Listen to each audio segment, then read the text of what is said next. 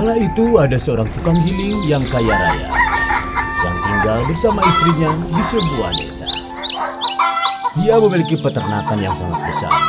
Mereka hidup dalam kemakmuran. Gudangnya penuh dengan jagung. Tapi mereka sangat serakah. Mereka bahkan tak mau berbagi salju di musim dingin.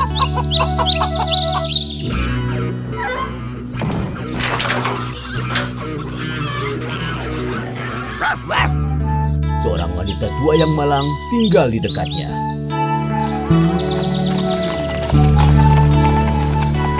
Wah, ayo jalan.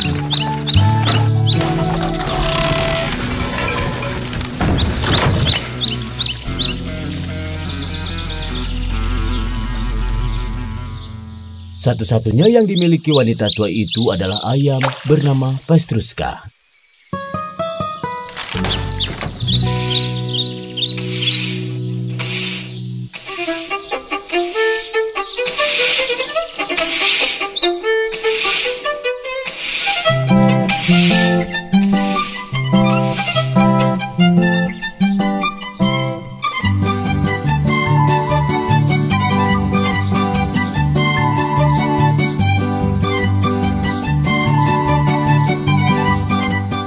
Pada suatu hari, istri si tukang giling merasa iri. Dia juga ingin memiliki ayam yang berwarna-warni. Oh, tep, tep, tep, tep.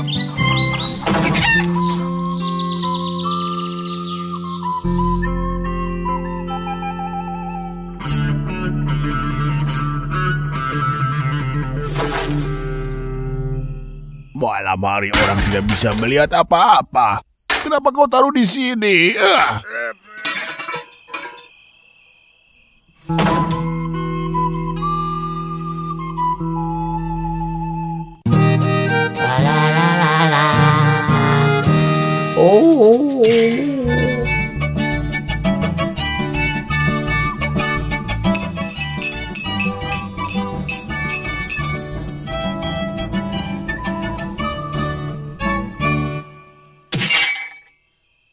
Oh, istriku.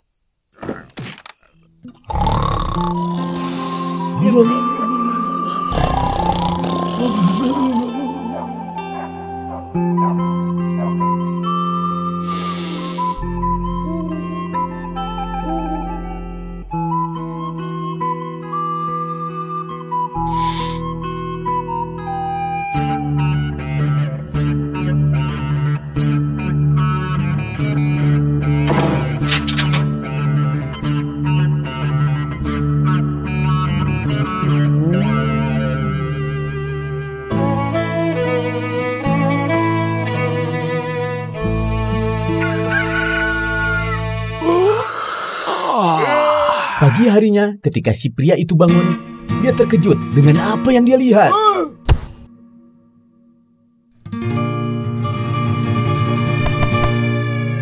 Tepat pada saat itu, tetangga datang untuk meminta jagung. Pria itu bingung. Dia berteriak, "Kami tidak punya jagung. Kami sendiri tidak punya apa-apa untuk dimakan."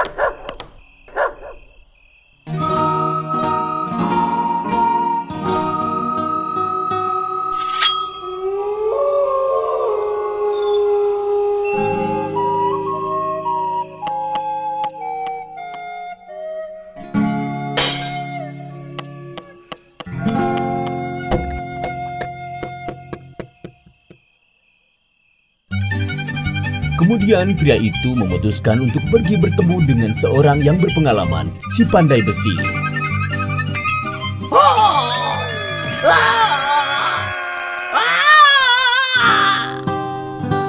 pria itu memberitahunya tentang permasalahannya dan meminta dia untuk membantu.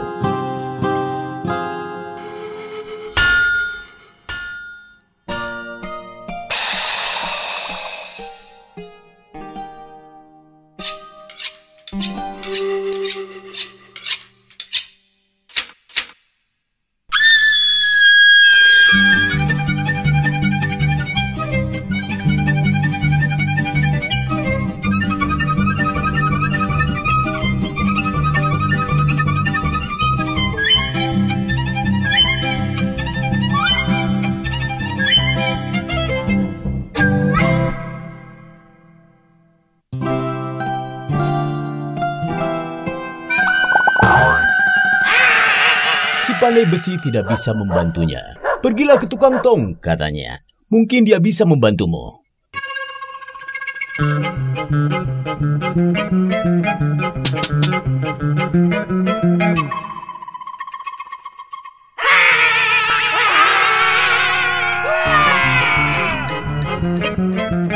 Lalu pria itu menceritakan masalahnya dan memintanya untuk membantunya. Oh,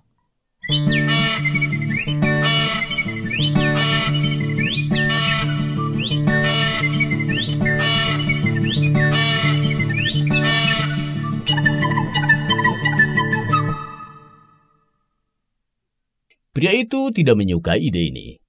Dia tidak bisa memeluk atau mencium istrinya. Lalu si tukang tong memberitahunya untuk pergi saja ke ujung desa, menemui wanita gypsy, menetui wanita gypsy. Mungkin dia akan tahu dari mana masalahnya berasal dan apa jalan keluar yang harus dilakukan.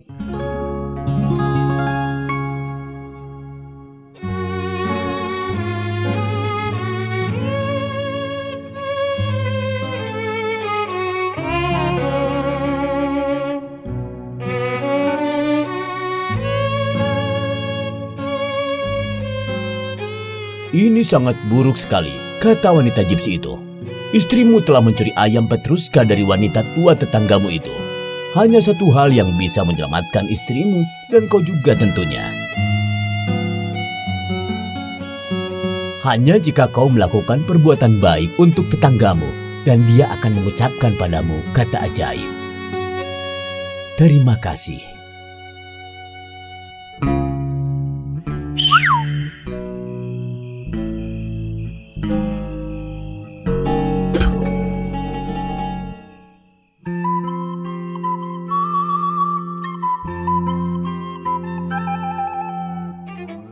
Oh,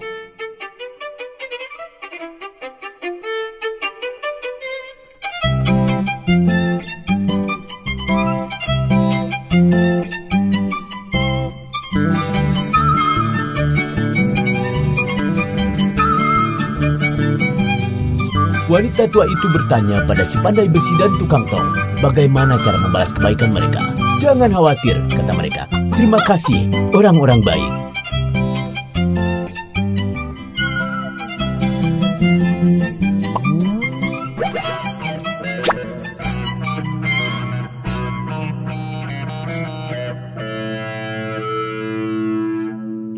Jika kau melakukan hal baik untuk tetanggamu dan dia akan memberitahumu kata ajaib.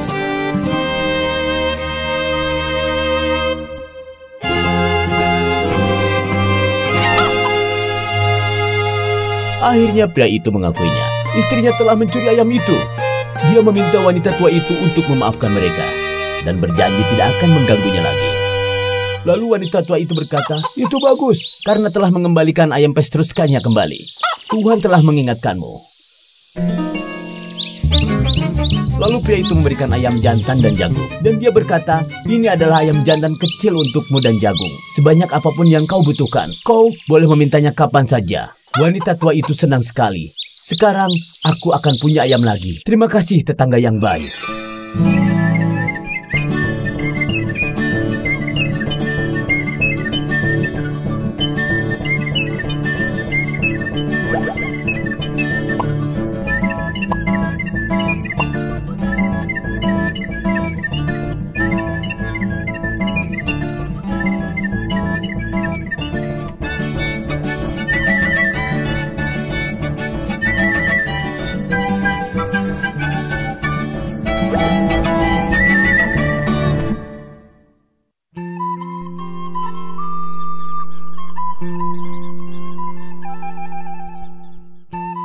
Sejak itu, istri si tukang giling tidak pernah mencuri lagi.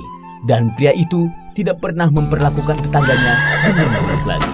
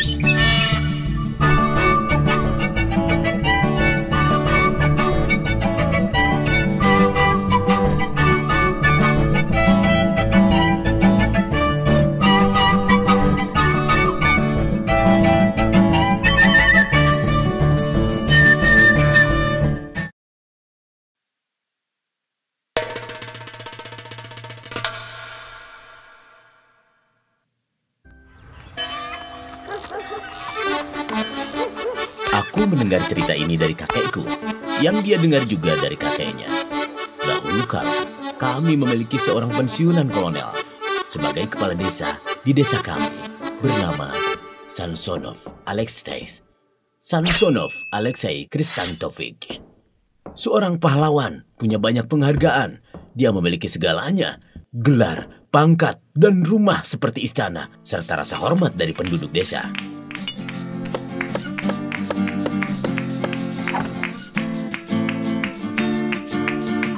Satu-satunya hal yang tidak dia miliki adalah seorang anak.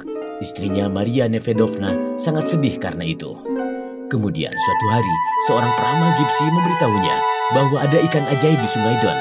Siapapun yang makan ikan ini akan melahirkan seorang anak. Jika anak laki-laki, tidak akan ada masalah. Tapi jika yang lahir anak perempuan, dia harus menikahi 3 pria. Jika tidak, akan ada masalah besar. Maria Nevedovna tentu saja menceritakan pada suaminya untuk segera mendapatkan ikan tersebut.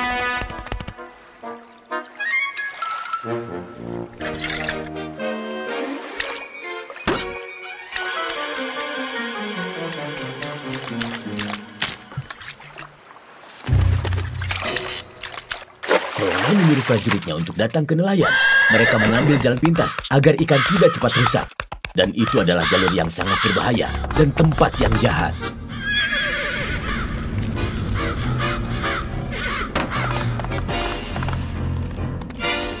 Mereka berhasil melewatinya. Di pinggir desa, hiduplah seorang janda yang terkenal sebagai juru masak terbaik di desa Don. Prajurit memberikan tangkapan padanya untuk segera dimasak. Ikan itu ternyata besar sekali. Lalu, siapa yang tidak ingin mencobanya?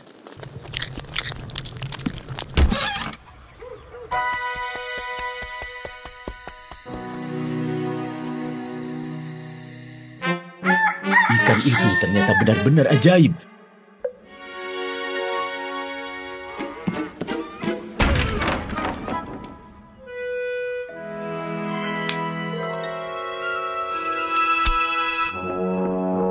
Maria Nevedovna melahirkan seorang putri yang sangat cantik sehingga sang kolonel lupa bahwa dia mengharapkan seorang ahli waris.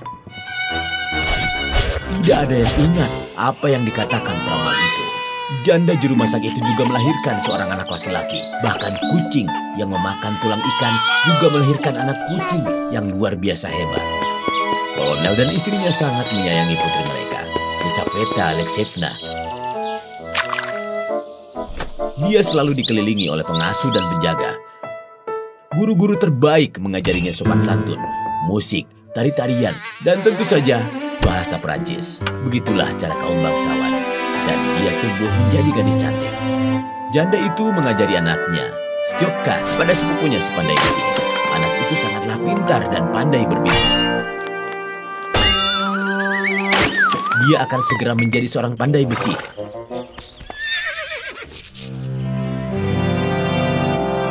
Dan menjadikan kucingnya sebagai asistennya. Suatu hari putri kolonel melihat si pandai besi yang tampan dan jatuh cinta padanya. Seorang bangsawan muda merayunya dan ditolak. Lisa ini luar biasa. Putri Lisa cantik sekali. Dan seorang baron asing pun juga ditolak. Luar biasa. Sulistannya yang megah. Si pandai besi adalah satu-satunya yang dia impikan. Lisa. Hari itu ulang tahun Lisa. Dan kau tahu, pelamar ketiga muncul. Ternyata setan-setan itu membalas dendam atas penolakan itu.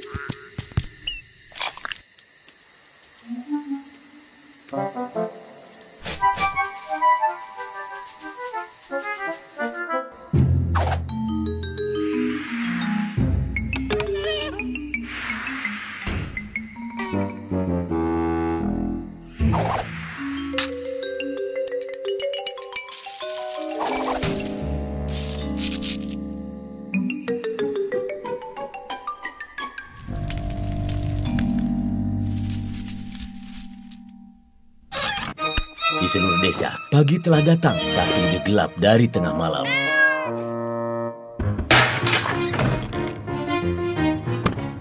Lalu, kolonel mengumpulkan semua penduduk desa di teras istananya.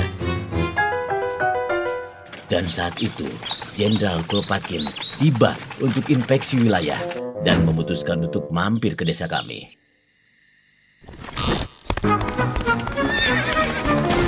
Apa yang terjadi di sini, Alexei Krisantovich? Di mana-mana terang, tapi kenapa di sini saja yang gelap? Mungkin saja setan-setan itu mencuri semua cahayanya. Setan atau bukan, segera tertibkan. Saudara-saudara, bagi siapa saja yang bisa memerangi ini dan mengembalikan seluruh cahaya desa, dia akan mendapatkan hadiah dan dapat menikahi putriku. Kalian mengerti?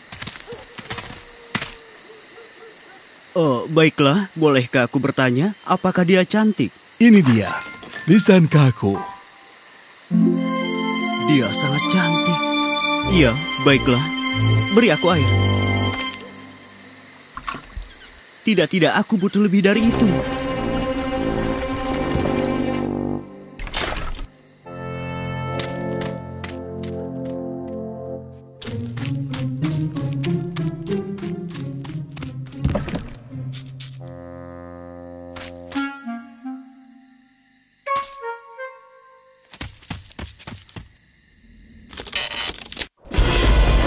Siapa yang menghancurkan jembatanku?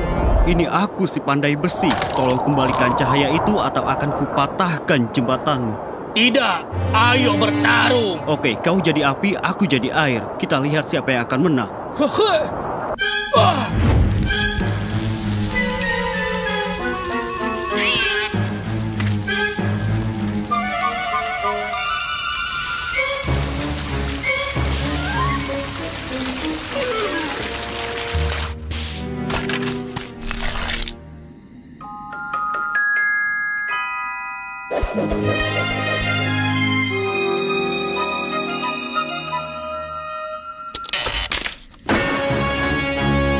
Siapa yang mengganggu jembatanku? Aku si pandai besi. Kembalikan bintang-bintang itu sekarang. Aku akan tunjukkan padamu. Santai dan tidak usah terburu-buru. Sebaiknya kau berubah menjadi batu dan turun dari bukit itu. Jika aku terjatuh, kau akan menang. Jika tidak, kembalikanlah bintangnya.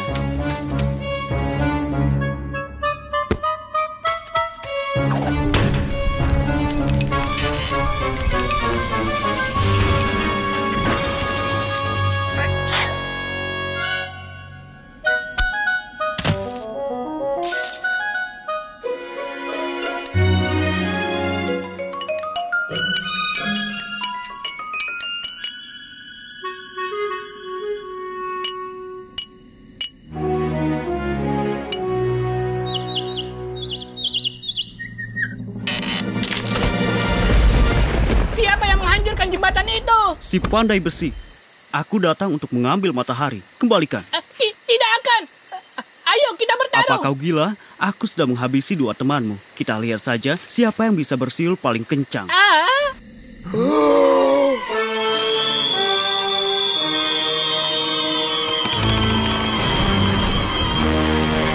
Kau penyiul yang hebat. Sekarang giliranku. Kau harus tutup matamu atau mereka akan keluar dari kepalamu. Ini siulanku. Dan ini juga.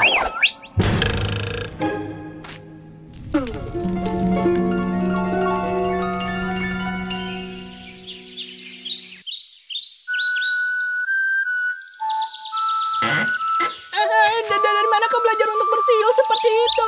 Itulah kehidupan.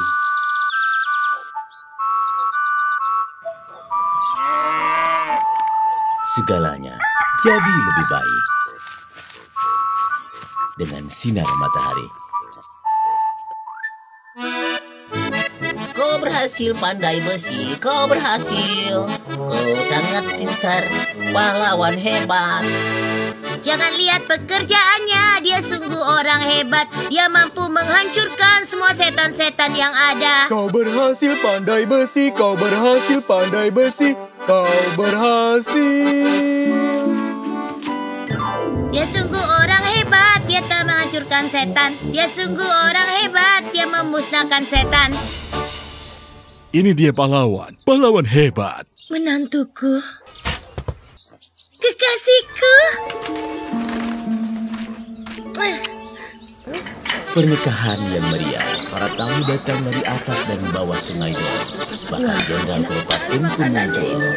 Luar biasa. Tentu saja Ibu Stefan ada di sana, dan sepupunya yang tua, serta pangeran dan para bangsawan dan warga biasa. Semua orang berkumpul di sana. Ayo Tuan, sekali lagi. Kakek buyut dan kakekku juga ada di sana. Semua minum madu dan bir, dan tidak meninggalkan satupun.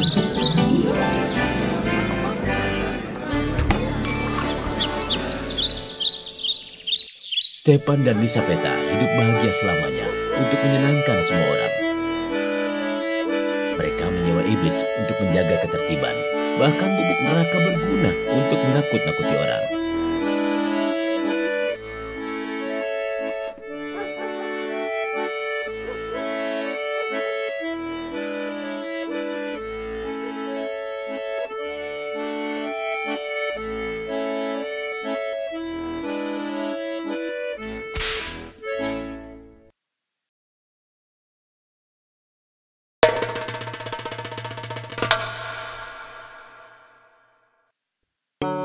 Aku akan menceritakan 3 kisah. Kisah tentang seekor beruang besar, raja dari binatang buas yang ada di sana, di taiga.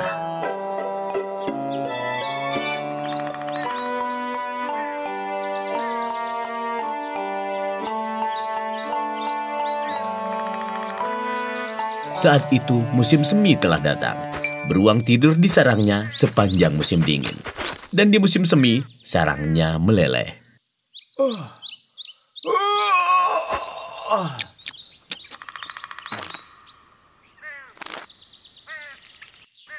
Musim semi telah datang, tapi tidak ada yang bisa dimakan.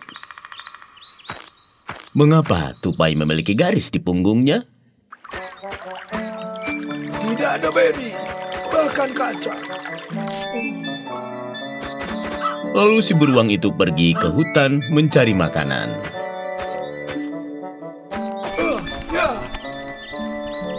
Tapi makanan beruang seperti beri dan kacang-kacangan semua pada layu. Beruang itu melihat potongan kayu tua. Aku akan beristirahat di sini sebentar. Ternyata ada lubang tupai persis di bawah kayu itu. Dan beruang itu hampir saja menghancurkan sarang tupai itu. Hei, siapa di sana? Keluar!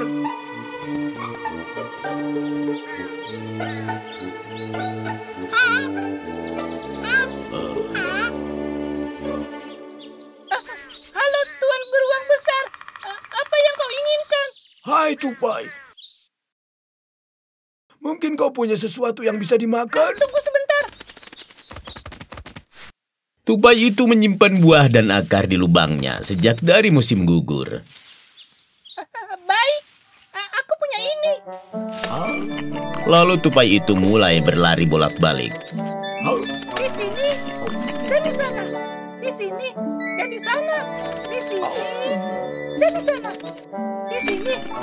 Di sana. Di sini dan di sana. Di sini. Di sini. Baiklah, itu saja beruang. Sudah tidak ada lagi yang tersisa. Aku tidak butuh apa-apa lagi. Aku kenyang. Kau mungkin binatang kecil, Tupai. Tapi kau sangat baik. Apa yang terjadi? Aku telah mengelus punggungmu. Tidak terlalu buruk. Tidak terlalu buruk. Ya, dia kabur entah kemana. Hei, terima kasih banyak. Tupai yang baik. Ya, dan sejak itu semua tupai punya garis di punggungnya. Begitupun anak-anak mereka dan keturunan mereka. Dan ketika mereka ditanya, dari mana garis-garis indah itu berasal? Mereka akan menjawab, Kita punya garis di punggung karena si beruang besar.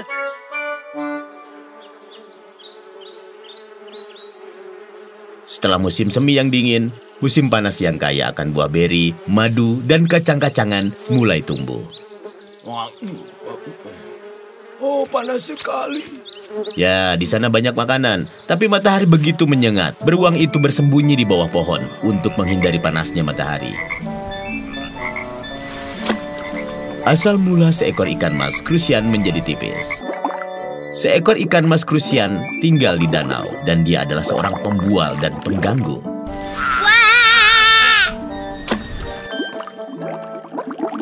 Tiba-tiba, beruang muncul di tepi danau. Halo beruang, apa yang membawamu kemari? Hai ikan, aku datang untuk minum. Cuaca panas sekali. Seperti kau tahu, buluku hangat dan matahari sangat membakar. Kalau begitu masuklah ke sini. Di sini segar sekali. Tidak, terima kasih. Kau memang harus hidup di air dan aku di darat. Tentu saja, kita punya hidup masing-masing. Kalau aku dapat hidup di pinggir pantai dan di dalam air. Di sini, di sana, di sini, di sana, di sini, di sana. Aku juga bisa hidup di sana, di sini, dan di sana. Tapi aku tak Ayo mau. kita adu kekuatan. Kau masuk ke dalam air dan aku melompat ke pinggir danau. Yang menang adalah siapa yang bisa bertahan lebih lama. Pasti sangat seru. Bagaimana? Apa? Apa kau bilang? Kau ingin aku berdebat dengan ikan? Pergi sana. Kau takut rupanya, penakut. Siapa? Aku. Siapa lagi? Tentu saja kau bodoh. Baiklah, tunjukkan padaku. Aku sudah di sini. Sekarang giliranmu. Oh, ikan yang nakal. Tapi beruang tidak mandi tentunya, atau berendam. Ayolah pemberani. Masuklah ke dalam air dan basahkan kepalamu.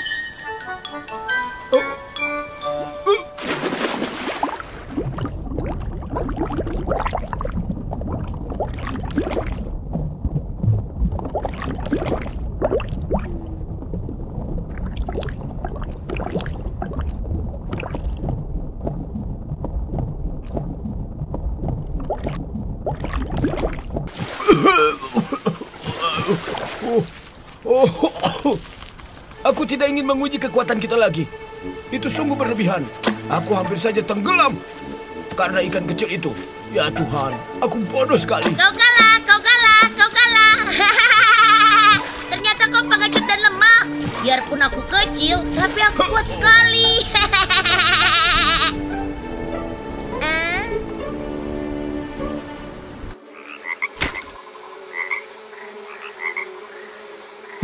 Yang tadinya ikan itu bulat dan tebal, lalu sekarang menjadi rata dan tipis. Berenanglah dengan bentuk seperti itu. Dasar kau tidak tahu malu. Ikan usil, ayo uji kekuatan kita. Menyelam, ayo. Bagaimana? Kamu suka itu sekarang? Setelah itu, semua ikan krusian tipis dan rata, serta anak-anak mereka dan semua keturunan dari mereka.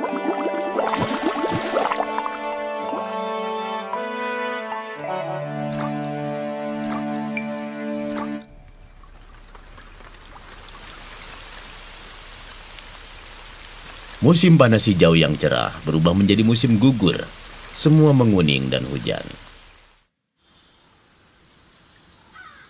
Di ujung hutan penuh dengan kacang pinus yang banyak sekali dan menyehatkan.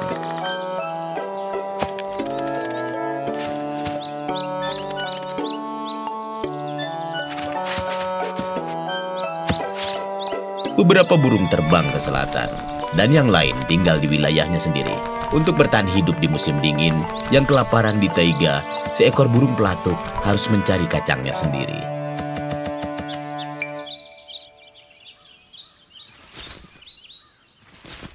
Asal mula burung pelatuk kurus.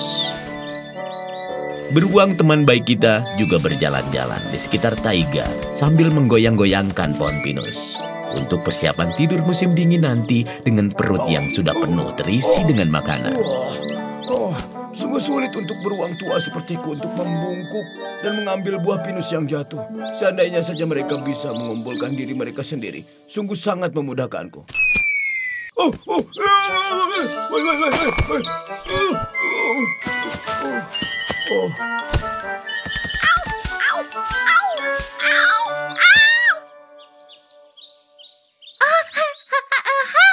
Selamat siang, beruang kesayangan kami. Halo, burung pelatuk.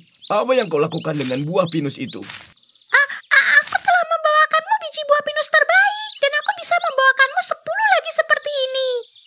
Di sini banyak sekali buah pinus. Kau sebaiknya membantuku untuk mengambilnya. Tentu saja, aku akan membantumu, beruang kesayangan kami. Tapi coba lihat, ada begitu banyak buah pinus di sini. Bolehkah aku meminta bantuan pada saudara-saudari dan teman-temanku? Tentu saja, ajak mereka semua untuk membantu. Hei.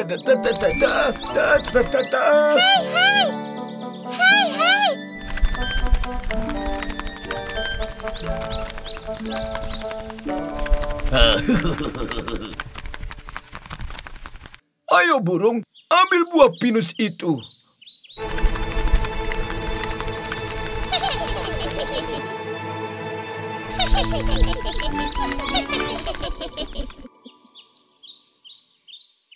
Hei, burung tutul, kamu kemana? Hah?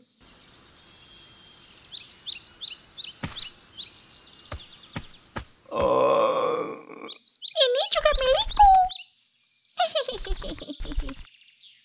Dasar bodoh. Dasar licik. Baiklah, rakus. Kau tidak akan pernah bisa segemuk aku dan juga sehat sepertiku. Ya, tentu saja. Mereka yang serakah dan licik tidak akan pernah bisa bahagia. Astaga, itu hebat. Bagus. Sejak saat itu, semua burung pelatuk serta anak-anak mereka dan semua keturunan mereka selalu kurus dan tidak akan pernah bisa gemuk. Lihatlah, beruang itu pergi. Kembali ke sarangnya untuk melewati musim dingin. Dia kembali besar dan tebal lagi. Jadi, tidak ada satu cerita hutan pun yang tidak bisa dilakukan tanpa beruang. Itu sebabnya dia disebut penguasa taiga.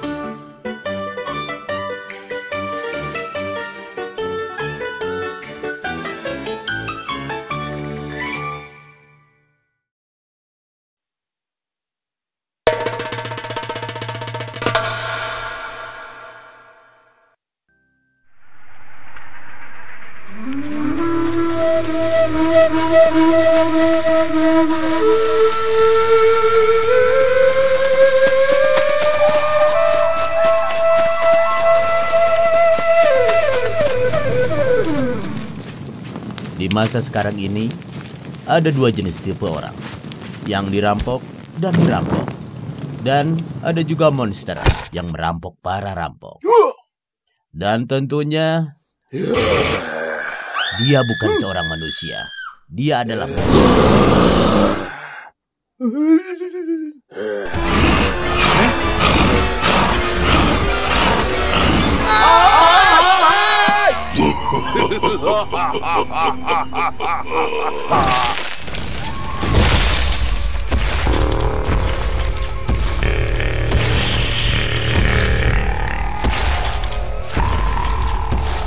dia akan mengambil dan membawa semua jarahan ke dalam bungkusan besar untuk dibawa pulang.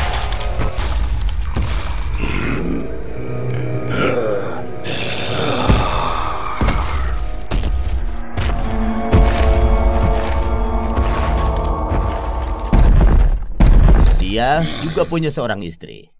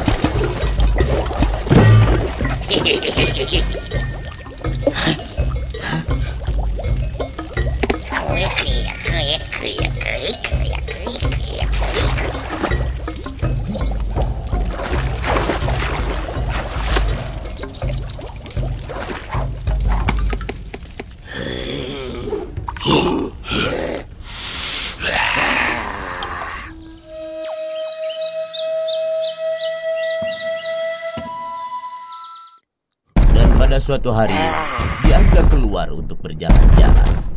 Lalu dia melihat para perampok masuk ke gua yang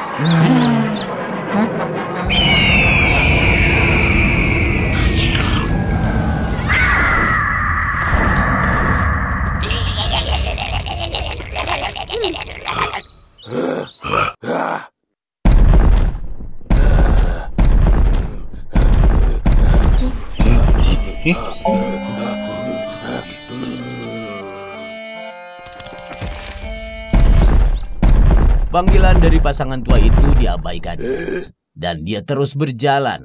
Tetapi pasangan tua itu tetap mengikutinya. Dia sangat berterima kasih sekali. Akan kubiarkan mereka masuk dan mengikutiku ke dalam gua yang gelap dan akan kutinggalkan mereka.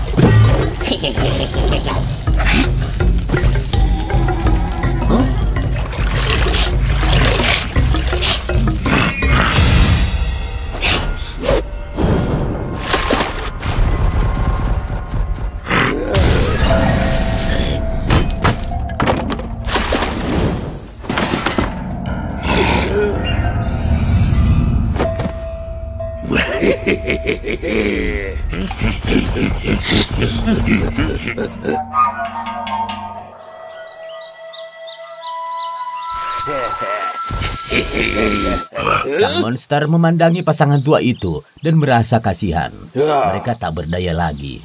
Dan yang mereka miliki tidak ada lagi yang tersisa selain diri mereka.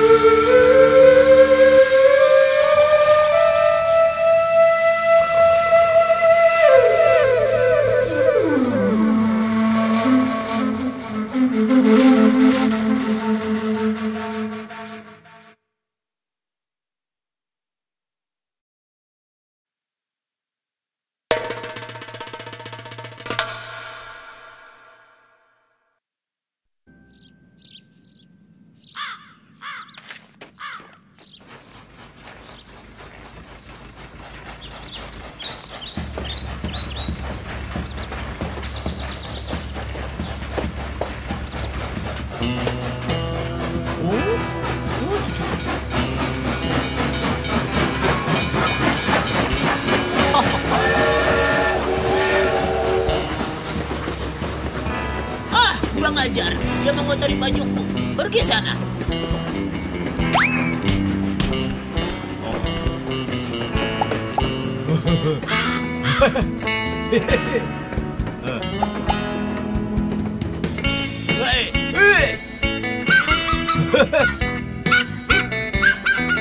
Wow, Panas sekali, itu cuma seekor kelinci.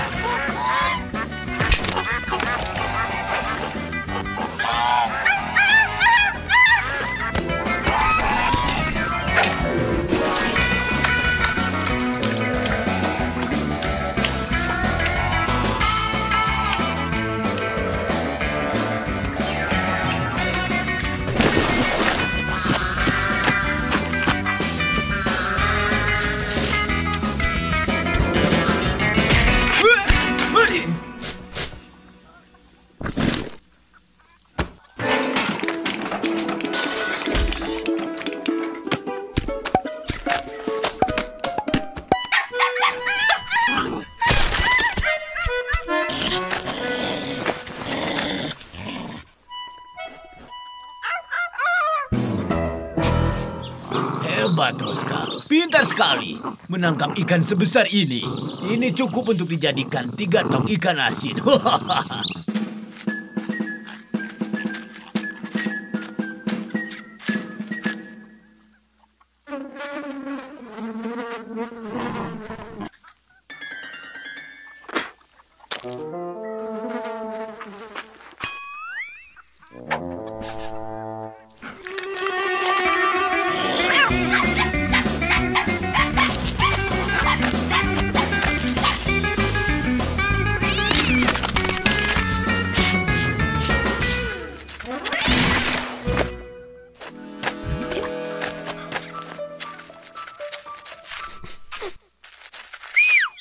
Roska, ayo pergi. Kita bagikan pada orang-orang di kota.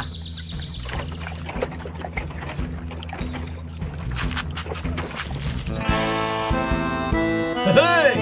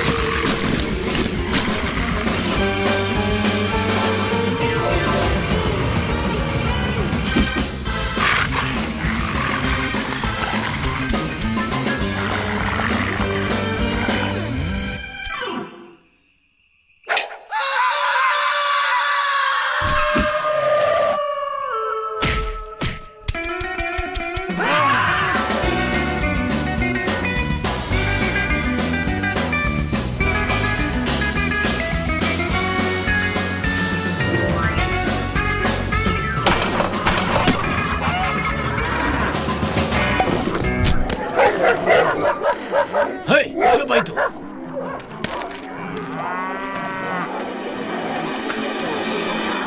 Oh, hebat Roska. Bagus sekali. Ini akan jadi jaket bulu. Bagus sekali untuk musim dingin.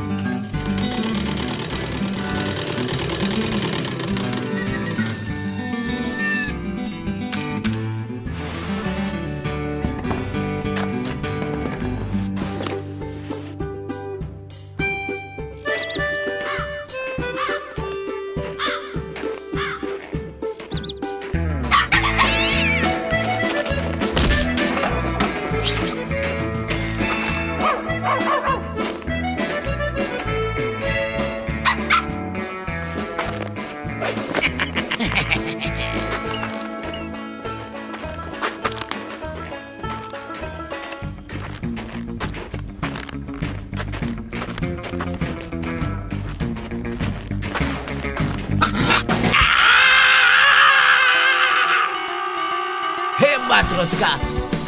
Kerja yang bagus. Kau telah menangkap seorang pencuri yang jahat.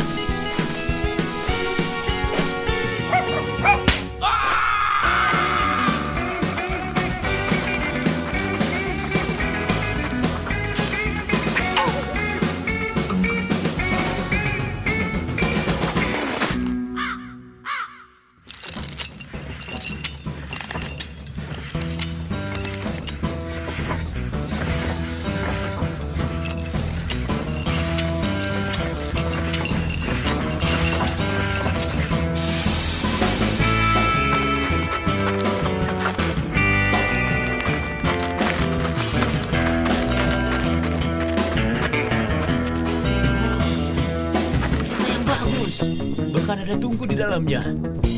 Oh, kereta yang bagus. Bahkan ada tungku di dalamnya. Wah, kereta yang bagus. Bahkan ada tungku di dalamnya. Wah, kereta yang bagus.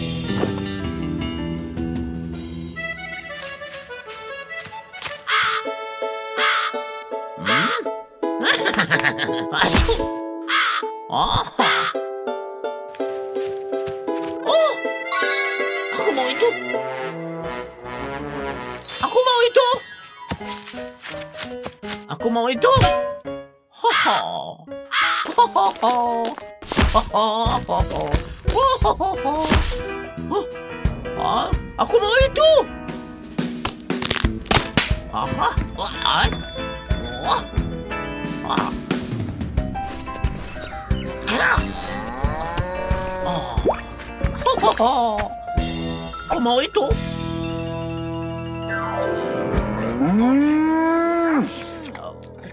Oh. Oh, bagus sekali. Aku mau itu. Oh, aku mau itu. Oh, jaket bulu yang bagus, jaket bulu yang sangat bagus. Pasti cocok untukku, bukan? Taruh itu, cepat.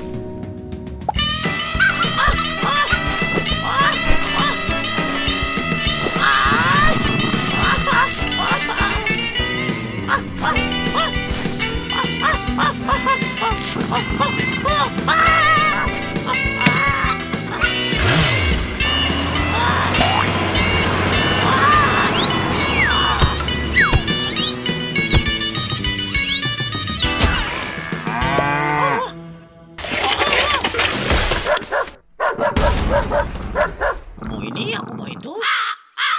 Pintar, Otska. Hebat sekali.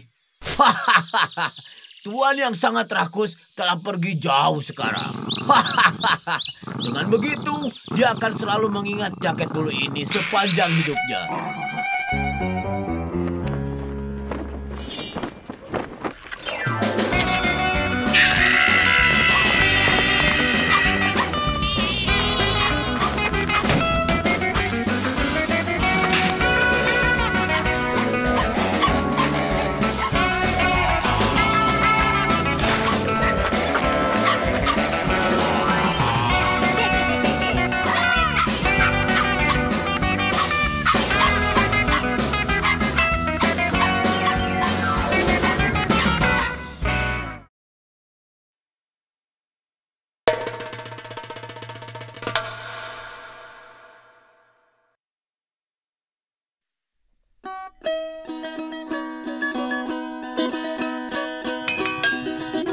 Suatu hari, hiduplah dua sahabat, Kucing dan Gagak.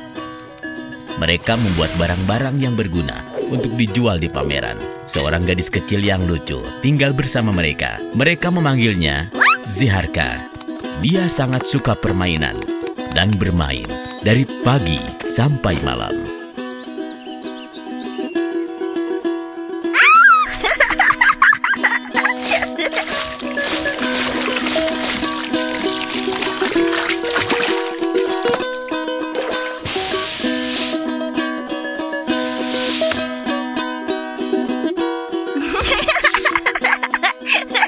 Tiba-tiba, Babaika si monster hitam menakutkan melompat keluar dari oven.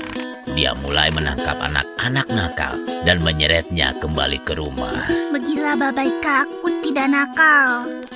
Dan mereka hidup bahagia selama-lamanya. Suatu hari, Kucing dan Gagak akan pergi ke pameran. Aku Babaika, aku Babaika, aku Babaika, aku Babaika. Ziharka, berhenti bermain-main. Kami akan meninggalkanmu dengan tanggung jawab. Kami akan membawakan hadiah dari pameran.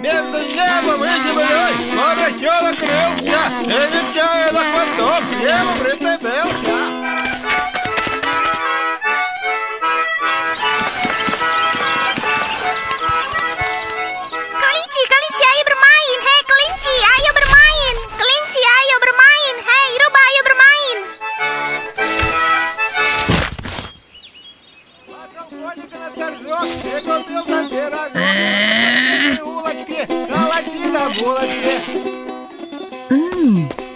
Gadis kecil itu hidup dengan Kucing dan Gagak.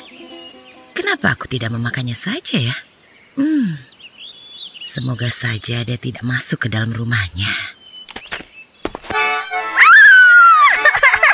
Baiklah, itu menggelitik. Aku geli. Biarkan aku pergi, rubah. Biarkan aku pergi.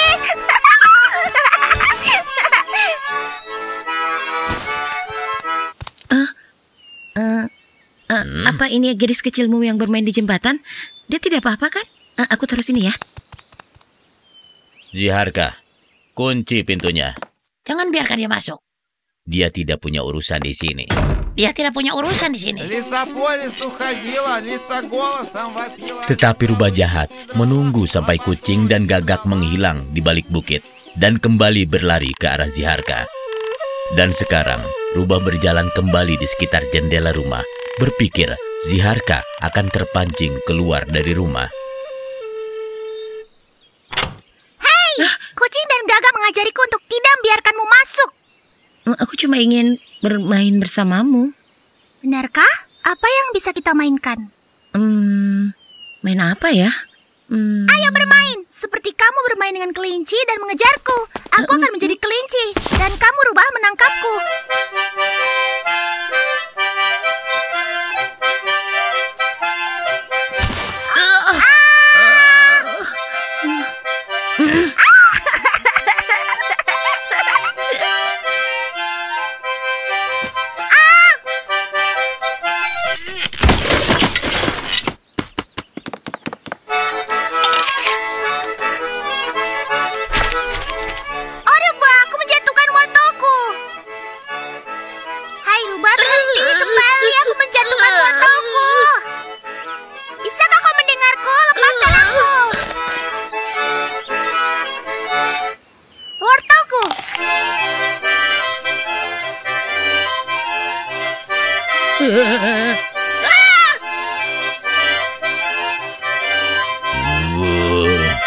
Kita akan memotong ekor rubah.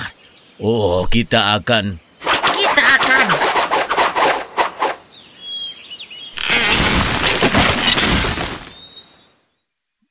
Tidak akan kubiarkan dia masuk.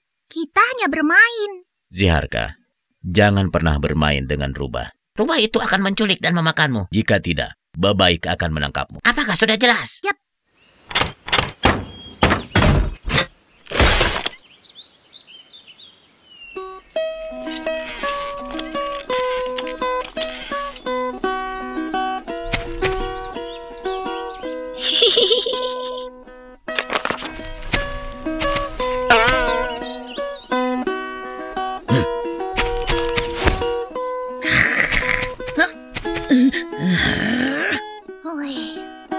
Jadi, di mana rubah itu? Kita mungkin membuatnya takut dengan pedang kita.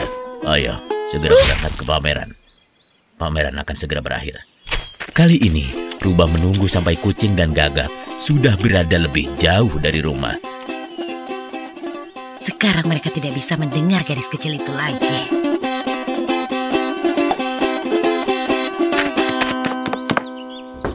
Siapa itu? Kelinci lucu. Kenapa kau datang? Ayo bermain. Kau pernah mengajakku kan? Apakah kamu lihat rubah di sekitar sini? Aku rasa tidak. Ayo bermain, seperti kamu bermain dengan rubah. Aku akan menjadi rubah dan kamu jadi kelinci. Kita berlari. Lari kelinci, lari!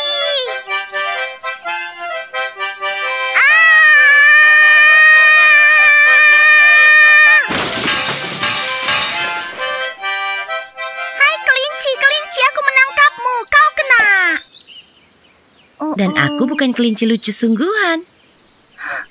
Kucing dan burung gagak, tolong aku. Selamatkan aku, rubah menculikku. Aku diculik.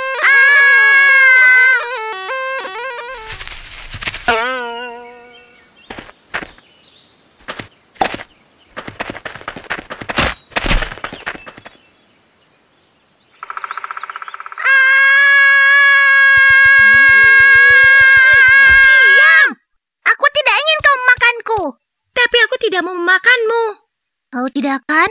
Ayo kita bermain, belajar bikin kue. Maksudnya kue lumpur? Bukan, kita bikin pie. Duduk di sini sebentar dan aku akan kembali. Jadi bagaimana kau akan bermain memanggang kue? Caranya, kau duduk dulu di atas kop ini, kemudian masukkan ke dalam pemanggang. Apa lagi? Selanjutnya, kau tutup pintu pemanggang, tunggu selama 5 menit sampai matang.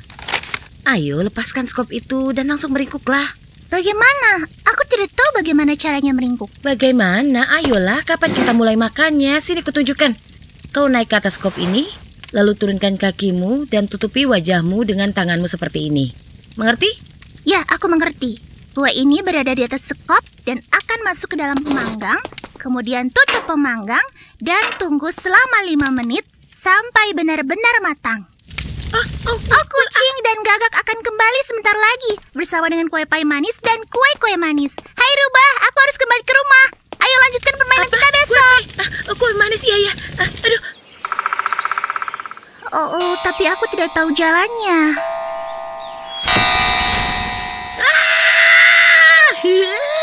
Oh ya ampun, Babaika. Aku tidak mendengarkan kucing dan gagak. Aku bermain dengan rubah. Babaika akan menangkapku.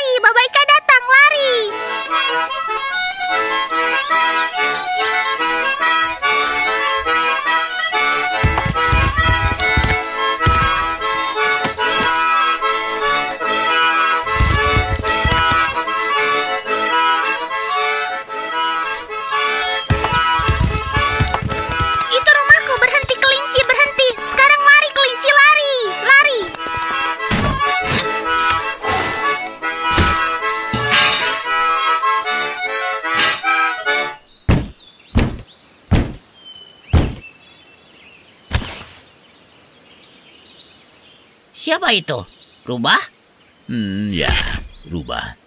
Kau di sini lagi. Sekarang kami akan mengalahkanmu. Kucing dan burung gagak kembali. Baba Ika.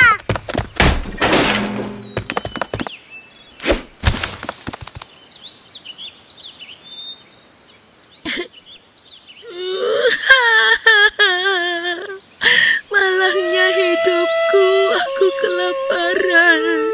Hidup macam apa ini, sengsara sekali. Baba Ika kembali pulang ke rumahnya, tinggal di rumah rubahnya. Kenapa harus aku?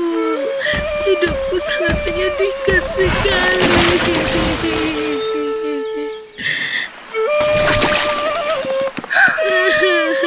Malangnya hidupku. Tidak ada yang mau peduli denganku. Ziharka, kita memiliki sesuatu untukmu. Kue pai dari pameran. Oh ya, kue-kue manis. Ayo, aku lapar. Ayo makan kue pai.